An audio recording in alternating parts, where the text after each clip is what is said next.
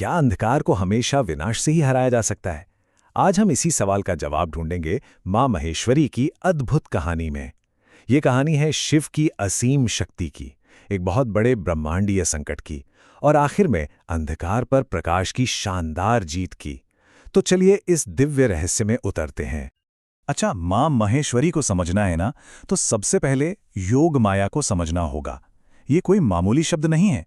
इसका मतलब है खुद शिव की चेतना, उनकी एनर्जी जब एक शरीर, एक रूप ले लेती है, मतलब वो सिर्फ एक देवी नहीं बल्कि शिव का ही एक प्रकट स्वरूप है। उनके कई नाम हैं और हर नाम ना उनके किरदार का एक अलग ही पहलू दिखाता है। जैसे रुद्र शक्ति, मतलब शिव का जो प्रचंड रूप है रुद्र, ये उनकी शक्ति है। और दूसरी तरफ चंद्रमौलिनी, जिनके माथे पर चांद है, जो उनकी शांति और शीतलता को दिखाता है। हर नाम शिव से उनके गहरे कनेक्शन को बताता है। तो आखिर हैं कौन महेश्वरी? सीधे शब्दों में कहें तो वो हैं शिव की योग माया, जिसमें शांति, संहार और ज्ञान तीनों का एक अद्भुत संगम है। अब देखिए, कोई भी दिव्य अवतार यूं ही तो नहीं होता, उसके पीछे होता है एक बहुत बड़ा संकट। तो अब कहानी में एंट्री होती है धूम्रासुर की, जिसके अंधकार ने तीनों लोकों को डर से कंपा दिया था।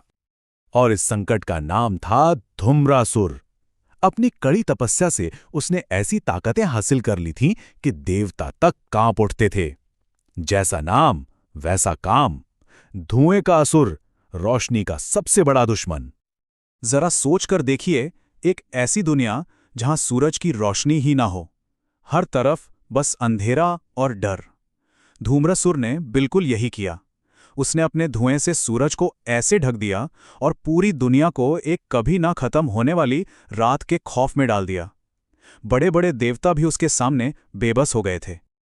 जब कोई रास्ता नहीं बचा, जब सारी शक्तियां फेल हो गईं, तब सारे देवता महादेव की शरण में भागे। उनकी प्रार्थना में ना एक गहरी हताशा थी। वो जानते थे कि अब सिर्फ और सिर्फ महेश्वर की ऊर्जा ही इस मुसीबत को खत्म कर सकती है।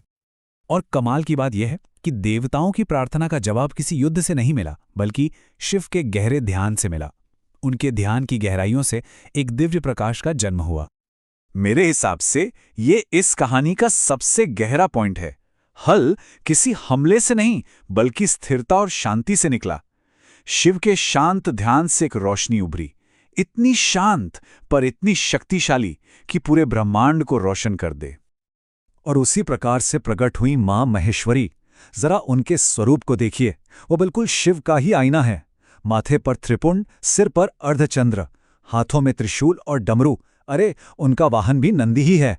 वो हिमालय की बर्फ की तरह चमक रही थी, मानो खुद शिव की शक्ति ने एक शरीर ले लिया हो।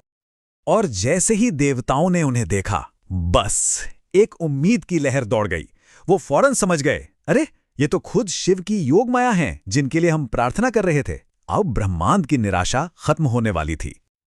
और बस अब वो पल आ ही गया, अंधकार पर महाविजय का।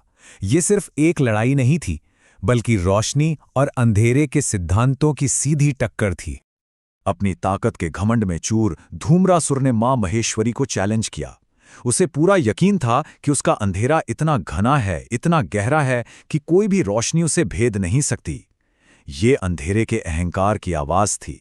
देवी बस मुस्कुराईं और उनका जवाब एक बहुत गहरा आध्यात्मिक सच था। उन्होंने कहा, अंधेरा कितना भी घना क्यों ना हो, चांद की एक किरण ही उसे चीरने के लिए काफी होती है, और मैं तो खुद पूरे चांद की ऊर्जा हूं।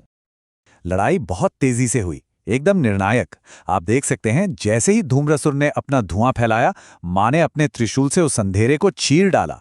डमरू की आवाज ने उसके बनाए भ्रम को तोड़ा, और आखिर में अपनी चांद जैसी रोशनी से उन्होंने सिर्फ धुएं को ही नहीं बल्कि खुद धूम्रासुर को भी भस्म कर दिया। और लड़ाई खत्म होते ही सब कुछ शांत हो गया। आसमान बिल्कुल साफ हो गया, सूरज फिर से चमकने लगा, और तीनों लोकों में शांति और व्यवस्था लौट आई। ये अंधेरे पर रोशनी की एक यादगार जीत थी। तो इस पूरी कहानी से हमें क्या सीखने को मिलता है? चलिए महेश्वरी के असली सार को समझते हैं कि कैसे शिव के शांत और संहारक दोनों रूपों में एक संतुलन है। देखिए, ये पॉइंट समझना बहुत जरूरी है। महेश्वरी के जो दो रूप हैं, वो एक ही सिक्के के दो पहलू हैं। उनका जो सौम्य रूप है वो शांति लाता है, और उनका संहारक रूप वो हिंसा के लिए नहीं है, बल्कि उसी शांति की रक्षा के लिए अंधेरे और डर को खत्म करता है। ये एक तरह का रक्षणात्मक संहार है। एक आध्यात्मिक साधक के लिए मां महेश्वरी इन गुणों का आशीर्वाद देती हैं। उनकी उपासना से जीवन में ठहराव, आत्मबल, मानसिक ताकत और धैर्य आता है।